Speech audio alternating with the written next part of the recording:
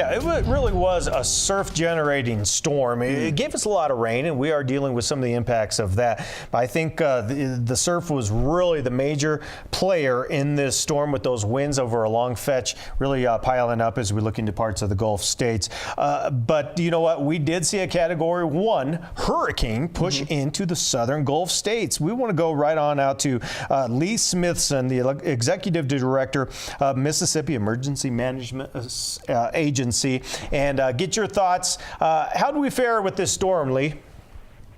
Well, thank you for having me on. I think we fared very, very well, certainly better than we would have 15 years ago, pre-Katrina.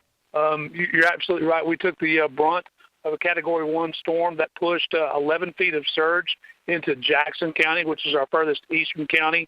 It ranged from 8 to 11 feet in Jackson County. Harrison County, which is where the landfall actually was, the eye wall, had 6 to 8 feet of surge, and we fared very, very well overall. No injuries, no loss of life. We're doing our damage assessments right now, but we think that it's relatively speaking going to be very negligible. So overall, we did very, very well. Hey, Lee, put this in perspective with previous storms, especially pre-Katrina. I know after Hurricane Katrina, a lot of communities down along the Gulf Coast made some significant improvements to the infrastructure, some of the seawalls out there. What would a Category 1 storm be like pre-Katrina?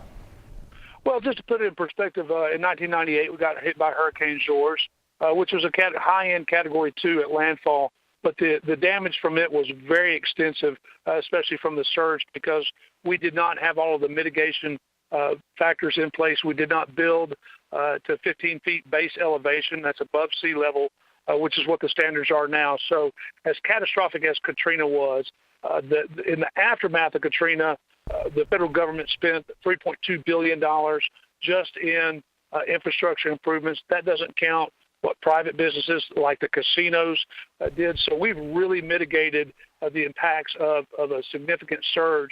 And I think that we saw that with Hurricane Nate, that the casinos opened back up at 11:30 this morning, which is just indicative of how well we recovered from Nate. Yeah, that is impressive, and I know they've got their own power source, but what about the people across that region that may be without power? What's the forecast for them?